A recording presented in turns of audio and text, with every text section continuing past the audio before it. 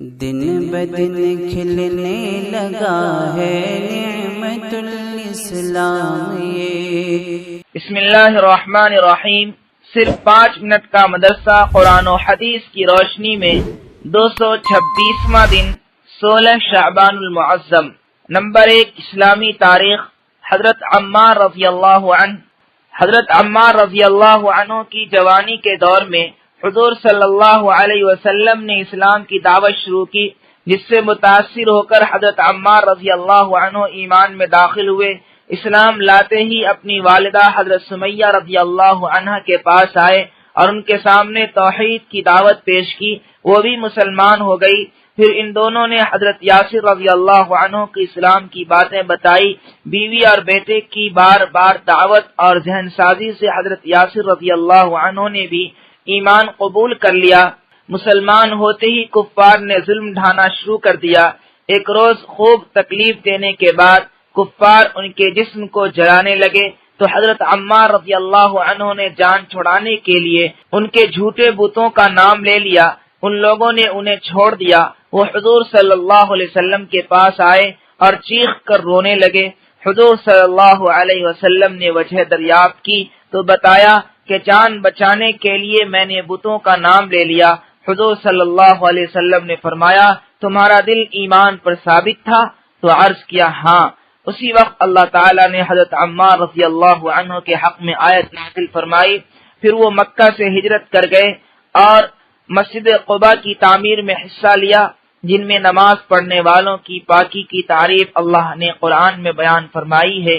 حضرت عمار رضی اللہ عنہ حضور صلی اللہ علیہ وسلم کے ساتھ تمام غزوات میں ساتھ رہے۔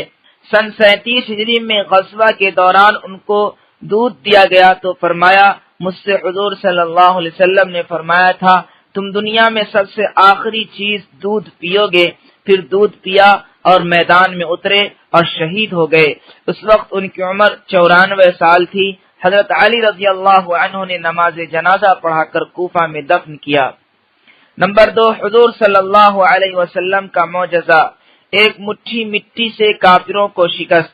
غزوہ حنین کے موقع پر کافروں کے تیروں کی بوچھار سے صحابہ کرام رضی اللہ عنہم میں ایک قسم کی پریشانی پیدا ہو گئی تھی اور کفار چاہتے تھے کہ رسول اللہ صلی اللہ علیہ وسلم پر حملہ کریں۔ چنانچہ رسول اللہ صلی اللہ علیہ وسلم اپنے خچر پر سے اترے اور اللہ تعالی سے مدد مانگی اور زمین میں سے ایک مٹھی مٹی لے کر دشمنوں کی طرف پھینکی اور فرمایا، ان کے چہرے برے ہوں۔ چنانچہ کوئی کافر ایسا نہ تھا جس کی آنکھ مٹی سے نہ بھر گئی ہو اور وہ سب پیٹ پھیر کر بھاگنے لگے۔ نمبر 3، ایک فرض کے بارے میں اذان سن کر نماز کو نہ جانے پر وعید۔ رسول اللہ صلی اللہ علیہ وسلم نے فرمایا، جو شخص اللہ کے منادی یعنی مؤذن کی آواز سنے اور نماز کو نہ جائے تو اس کا یہ فعل سراسر ظلم، کفر اور نفاق ہے۔ نمبر 4، ایک سنت کے بارے میں مسجد میں داخل ہوتے وقت کی دعا۔ جب کوئی مسجد میں داخل ہو تو یہ دعا پڑھیں، اللہم افتح لی ابواب رحمتک، ترجمہ، اے اللہ میرے لیے رحمت کے دروازے کھول دے۔ نمبر 5، ایک اہم عمل کی فضیلت۔ اللہ ذکر کرنے والے کے ساتھ ہے۔ رسول اللہ صلی اللہ علیہ وسلم نے فرمایا، اللہ تعالیٰ فرماتا ہے کہ میں اس وقت اپنے بندے کے ساتھ ہوتا ہوں جب بندہ مجھے یاد کرتا ہے اور میری یاد میں اس کے ہونٹ ہلتے ہیں۔ نمبر 6، ایک گناہ کے بارے میں شرک کی سزا۔ قرآن میں اللہ تعالیٰ فرماتا ہے، بلا شبہ جو شخص اللہ کے ساتھ شریک قرار دے گا تو اس پر اللہ تعالیٰ جنت کو حرام کر دے گا اور اس کا ٹھکانہ جہنم ہوگا اور ایسے ظالموں کا کوئی مددگار نہیں ہوگا۔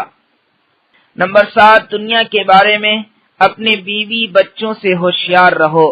قرآن میں اللہ تعالیٰ فرماتا ہے، اے ایمان والو، تمہاری بعض بیویاں اور بعض اولاد تمہارے حق میں دشمن ہیں تو تم ان سے ہوشیار رہو۔ فائدہ، بیوی بچے بعض مرتبہ دنیاوی نفع کے لیے خلاف شریعت کاموں کا حکم دیتے ہیں۔ انہی لوگوں کو اللہ تعالیٰ نے دین کا دشمن بتایا اور ان کے حکم کو بجا لانے سے بچنے کی ہدایت دی ہے۔ نمبر 8، آخرت کے بارے میں دوزخ کی آگ کی سختی۔